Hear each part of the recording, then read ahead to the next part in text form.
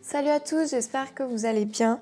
Moi ça va très bien, à part que ça fait 2 fois que je filme cette vidéo parce que j'ai eu un problème technique avant. Mais bon, je respire, je reste zen et on y va. Du coup, comme vous avez pu le voir, ce sera une vidéo sur comment se sortir des troubles du comportement alimentaire et comment se réapproprier son alimentation. C'est une vidéo qui m'a été pas mal demandée, donc à la fois ça me réjouit dans le sens où ça vous intéresse ce que je raconte, mais en même temps ça me rend extrêmement triste parce que je me dis qu'il y a beaucoup de personnes qui souffrent de la maladie de laquelle j'ai souffert. Et c'est vraiment quelque chose que je souhaiterais pour rien au monde à personne, même pas les personnes que je déteste le plus au monde, parce que je sais à quel point c'est difficile de s'en sortir, à quel point c'est une maladie qui est compliquée, qui vous coupe du reste des gens. Donc voilà, je vais essayer de vous donner quelques petits conseils si jamais ça peut vous aider ou même aider rien qu'une d'entre vous, un d'entre vous, moi ça me ferait vraiment très plaisir. Donc voilà, je tiens quand même à préciser que même si j'ai des bases en nutrition, je suis pas du tout ni diététicienne, ni nutritionniste, ni même psychologue.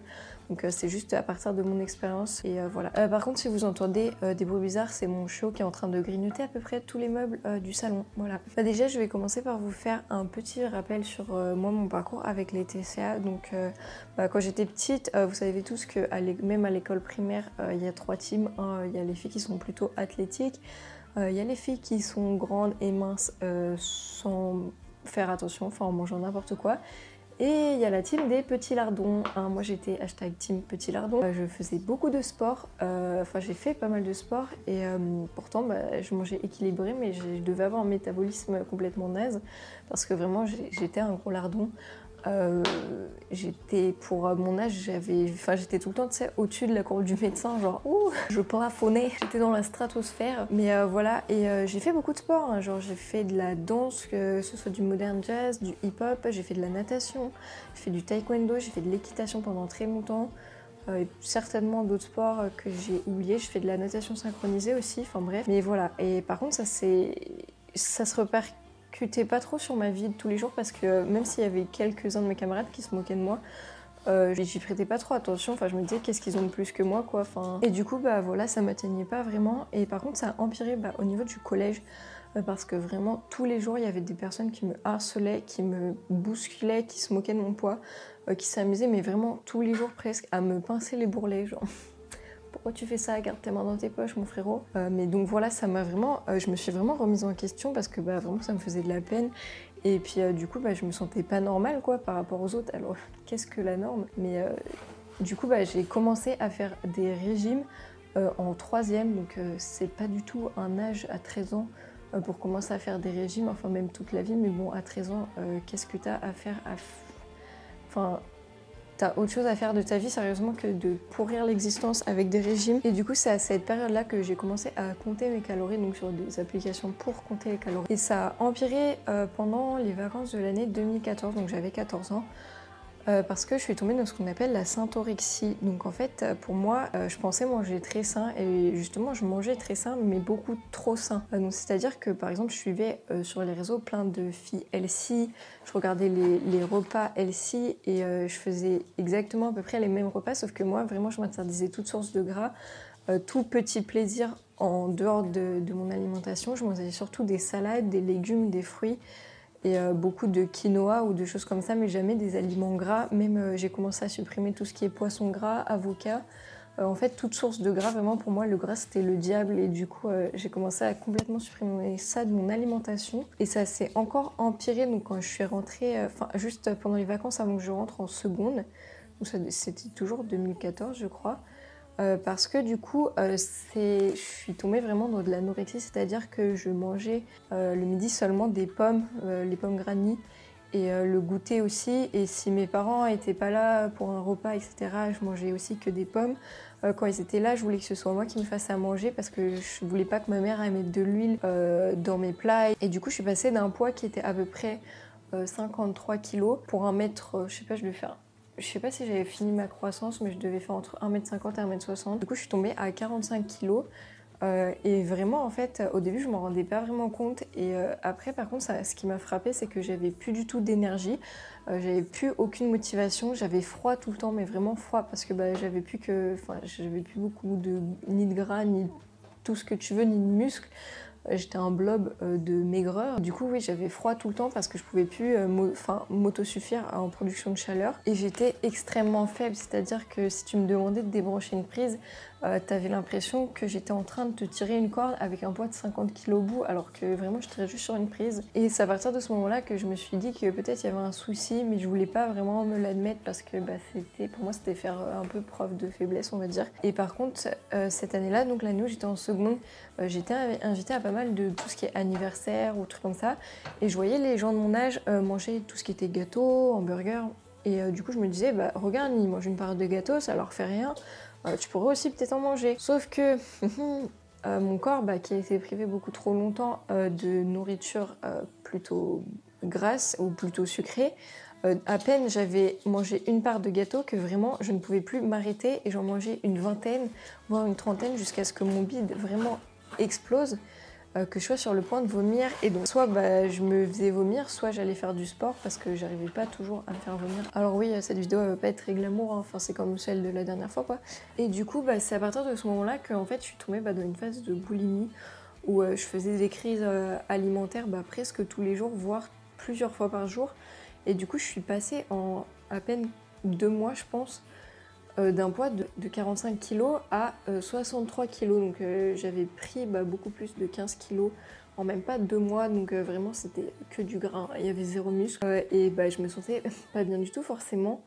Et j'aimais déjà pas ce que je voyais dans le miroir. Et puis j'aimais pas non plus le fait de me sentir comme ça tout le temps, de culpabiliser tout le temps. Et la guérison a été très très longue. On peut dire que j'ai vraiment été guérie que fin 2018, donc ça a mis plus de 4 ans. Et du coup c'est pour ça que je fais cette vidéo, c'est pour vous donner mes conseils, pour vous dire ce qui moi a marché, ce que j'aurais dû faire plutôt dès le début, ce qui n'a pas marché, etc. Pour vous éviter une perte de temps tout simplement, parce que c'est de l'énergie ce temps perdu.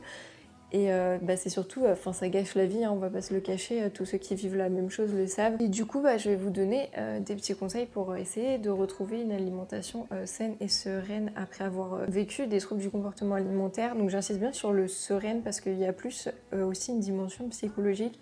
Parce que vous pouvez remanger plus, remanger mieux, mais si dans votre tête ça va pas, et si dans votre tête ce que vous faites ça ne vous convient pas, et ça peut pas marcher en fait sur le long terme. Je veux surtout insister sur le fait que ça va être long, ça va être dur, il y aura des rechutes, faut pas se le cacher, hein, mais justement le fait de savoir qu'il y aura des rechutes, ça va vous éviter justement trop de frustration et de penser que en fait vous avez échoué, et justement vous empêcher d'abandonner. Et puis aussi il faut que vos proches comprennent que ça va être long et que vous allez rechuter, parce que il y en a aussi qui comprennent pas et qui vont vous blâmer, en fait qui vont rejeter la faute sur vous si vous rechutez, et justement ça va vous démoraliser plus qu'autre chose, et en fait ça va vous servir à rien. Du coup faut l'expliquer à vos proches, faut bien l'entendre vous-même, parce que c'est pas simple. Votre cerveau il est conditionné complètement à penser en mode trouble du comportement alimentaire, à penser anorexie, à penser boulimie, et du coup vous allez forcément culpabiliser au début, mais ça sert à rien parce qu'on va tous passer par là pour guérir. Et surtout aussi votre estomac, c'est un muscle qui grandit et qui rétrécit en fonction de ce que vous mangez. Si vous n'avez pas assez mangé pendant une longue période, ça va peut-être vous faire mal un peu au début de remanger plus. C'est pour ça qu'il faut y aller très progressivement. Et pareil, pour ceux qui font et celles qui font des crises de boulimie, au début il va être très distendu votre estomac, donc quand vous allez manger normalement, ça va vous paraître peu parce que votre estomac il va être en mode moi j'ai une grande capacité, pourquoi tu ne me donnes pas autant?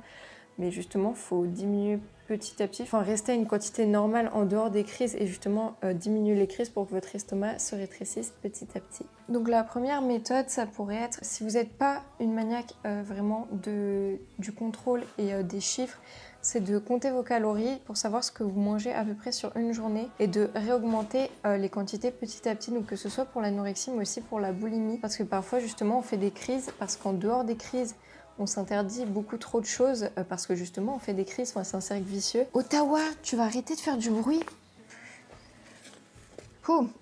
It's difficult to be a dog mom. Alors, donc ça peut être augmenté de 100 ou de 50 calories toutes les semaines ou toutes les 2 semaines. Hey! Chut, faut vraiment y aller à votre rythme. Mais t'es dans l'abus. Et quand on se sent assez à l'aise pour le faire, il faut réincorporer absolument des aliments qu'on s'interdisait. Donc moi je sais que par exemple je m'interdisais le riz, les pâtes, le pain, en fait tout ce qui n'était pas du légume ou de la viande blanche, je m'interdisais à peu près tout. Donc c'est pareil, il faut réincorporer petit à petit, hein. Je vous dis pas de tout réincorporer d'un coup, en petite proportion bien sûr. Et vraiment il faut se sentir prêt ou faut justement un peu se challenger parfois. Et vous inquiétez pas, vous n'allez pas reprendre 10 kilos en un mois, vous allez reprendre vraiment du poids petit à petit. Et je sais que quand on a des troubles du comportement alimentaire, on a une image de soi qui est biaisée. Donc, au début, en se regardant dans le miroir, on va avoir l'impression qu'on a pris 10 kilos alors qu'en fait, on n'a même pas pris 200 grammes. Et voilà, il faut qu'on arrive à se réapproprier notre image du corps, qu'on arrive à se rendre compte qu'en fait, on est bien comme on est, quoi. Parce que vraiment, c'est ce qu'on appelle la body dysmorphia. La body dysmorphie, en gros, c'est le fait que, justement, vu que c'est une maladie mentale, on s'en rend pas compte, on se voit plus maigre ou plus gros qu'on ne l'est réellement. Et après, en fait, plusieurs années plus tard, quand tu regardes des photos de cette période, tu te dis, mais en fait, j'étais pas du tout grosse. Enfin, c'est plus tard, en fait, quand t'as guéri que tu t'en rends compte. Et donc voilà, il faut vraiment se défaire de ça et pas culpabiliser. Je sais que c'est dur. En réincorporant ces petits aliments, il faut se dire que c'est des aliments qui sont normaux, qui nous veulent du bien. Vous pouvez commencer, par exemple, par réincorporer des aliments complets, donc que ce soit pâtes, riz ou pain complet, parce que les farines complètes, elles ont plus de... En fait, leurs propriétés nutritives, elles sont tout simplement meilleures que les farines blanches et ça vous fera certainement moins culpabiliser que si vous mangez du pain ou des farines blanches. Et après, un conseil qui peut être un peu dans le même style, ce serait déjà de consulter un médecin ou un nutritionniste qui pourrait vous faire un plan alimentaire. Je sais que c'est pas facile parce que justement, comme je vous l'ai dit, vu que notre cerveau il est conditionné en mode de TCA, anorexie, boulimie, en fait il va se dire on peut se dire pourquoi je vais suivre à la lettre ce qu'il dit, je suis pas obligée quoi.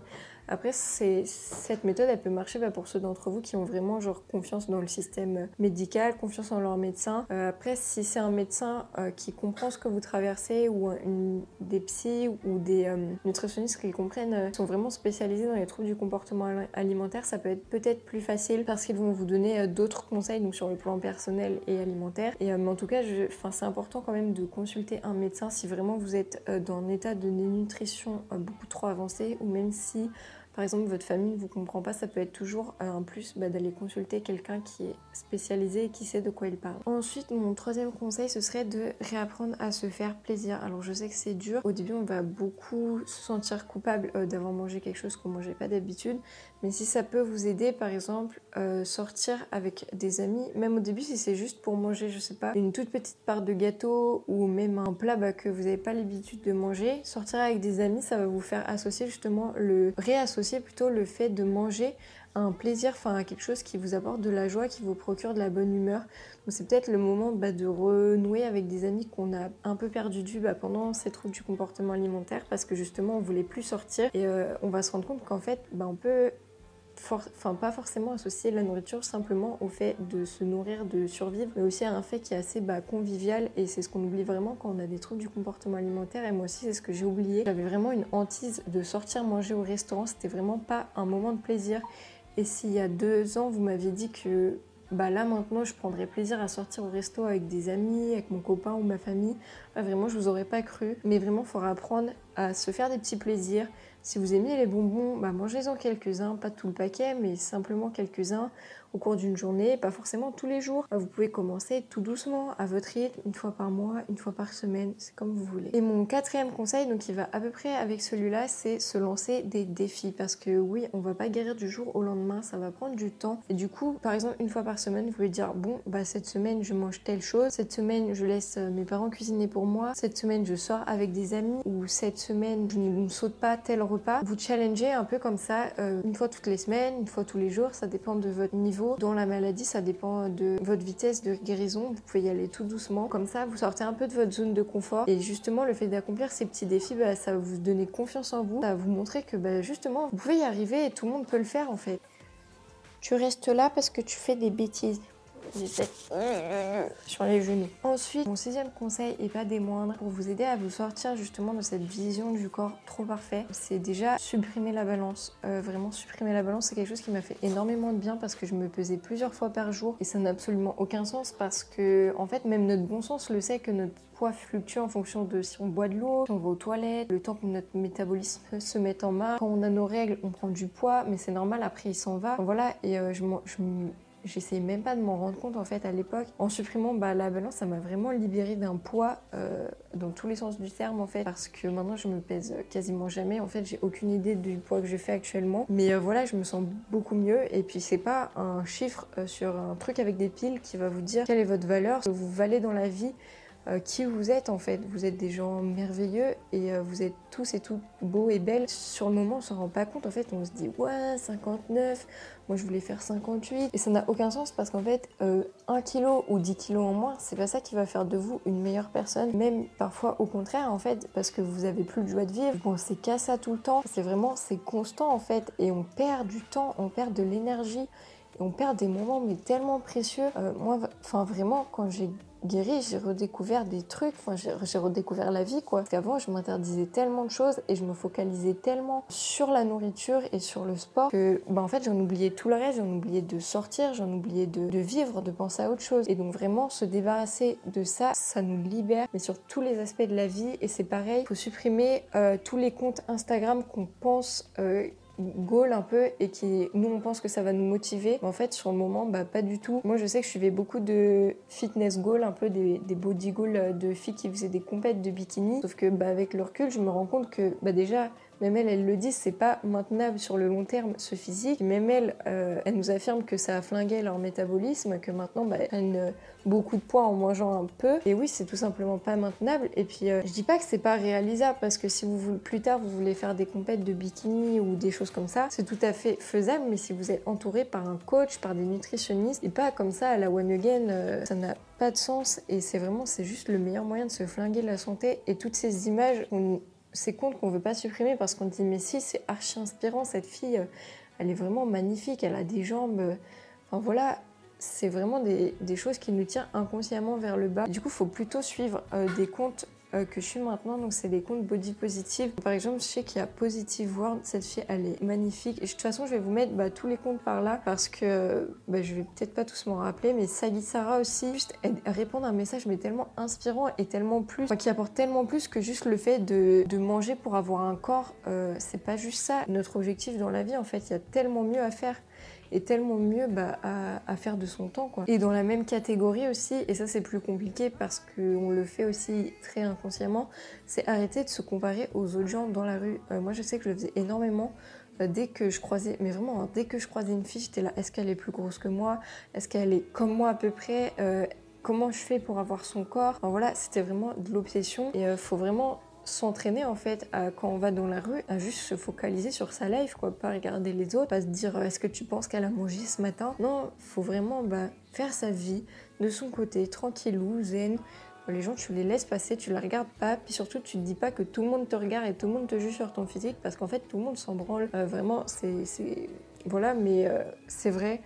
Nous on pense que tout le monde est focalisé sur notre personne. Oh mon dieu, ils vont tous se rendre compte que j'ai pris 200 grammes. Mais non, mais les gens ils en ont rien à faire. Les gens ils sont dehors, ils sont là, il fait moche. Et en fait ils s'occupent juste de leur petite personne. Et nous ils font, même s'ils nous regardent en fait, ils font pas attention quoi. Ils sont focus sur eux, et nous on devrait faire pareil. Être focus sur nous et juste s'occuper de notre petite personne. Et ensuite, le dernier conseil que je pourrais vous donner, c'est vous réapproprier votre sport ou trouver votre sport plaisir. Alors, parce que je sais qu'il y a beaucoup de gens il y a pas longtemps qui se sont mis à la musculation parce que justement, ils voyaient tous ces fitness body goals sur Instagram qui disaient que la musculation, c'est le sport qu'elles faisaient pour perdre du poids, pour se tonifier. Et du coup, il y a beaucoup de gens qui se sont forcés à aller en salle ou par exemple à faire du running, alors que c'est pas du tout un sport qui leur correspond. Moi je sais qu'au début j'allais courir, alors que courir en fait je déteste ça, je trouve ça juste chiant à mourir. En fait je pense qu'on devrait tous trouver le sport qui nous fait kiffer en fait, et pas en faire à outrance, justement en refaire petit à petit et pour le plaisir, pas pour un objectif de perdre du poids ou se tonifier, mais juste pour décompresser, pour relâcher la pression. Je sais que moi par exemple ça m'attire énormément l'escalade. Je sais que si j'ai l'opportunité un jour d'en faire, je pense que j'en ferai parce que c'est vraiment quelque chose qui m'a beaucoup plu quand j'avais essayé. Mais voilà, ça peut être la danse, ça peut être la natation. Tout ce que vous avez envie de faire, en fait, faites-le. Vous posez pas de limites, vous posez pas de barrières. Et c'est pas parce que c'est un peu à la mode en ce moment d'aller à la salle que c'est le sport qui va forcément vous faire vous épanouir. Et puis il y a plein d'autres sports qui permettent d'avoir des physiques de ouf. Les personnes qui font de la natation synchronisée, ou même plein d'autres sports, même de l'athlétisme, tous les sports, il y a des personnes qui ont des physiques de malades. Ça peut aussi être un sport qui permet d'exprimer votre créativité, donc que ce soit la danse, que ce soit la natation synchronisée, enfin il y a des tonnes de sports, il y a même des sports un peu chelous que personne n'aurait osé s'imaginer. Enfin je sais pas, la dernière fois je regardais à la télé, je vois des gens, je crois que c'est en Norvège, ça s'appelle la course de portée d'épouse je crois, et c'est des gens en fait ils portent leur meuf sur le dos, la tête à l'envers et ils courent avec dans la forêt. Bah ça se trouve c'est ça votre sport plaisir. Et du coup voilà, faut juste trouver ce qui vous enjaille, arrête de mordre mon pied, arrête! Il faut juste kiffer votre vie un maximum en fait parce que la vie elle est pas éternelle et puis un jour on s'en rend compte et voilà après on commence vraiment à la kiffer un maximum tous les jours au jour le jour. Donc voilà cette vidéo elle va être un peu longue donc je pense que j'en ferai une autre sur mes conseils pour comment gérer une après-crise en fait après une crise de boulimie, comment arriver à se sentir mieux mentalement et physiquement et à pas trop culpabiliser, à pas trop stresser. Donc ça je pense que ce sera une vidéo qui va arriver très bientôt. J'espère que cette vidéo va marcher cette fois-ci et c'est numéro 3. On croise les doigts. En tout cas, j'espère vraiment que cette vidéo elle pourra vous aider ou aider un proche. Donc n'hésitez pas à la partager si vous connaissez quelqu'un qui souffre de cette maladie ou si même vous, vous voulez passer un petit message subliminal à des amis pour qu'ils vous viennent en aide ou à votre famille. N'hésitez pas non plus à la partager, à lâcher un petit pouce bleu, à vous abonner si c'est pas déjà fait. En tout cas, moi j'espère sincèrement que ça pourra vous aider, même ne serait-ce qu'un tout petit peu. En tout cas, je vous fais tous et toutes d'énormes bisous. Voilà, je vous dis à très bientôt pour une prochaine vidéo. Et sur ce, portez-vous bien.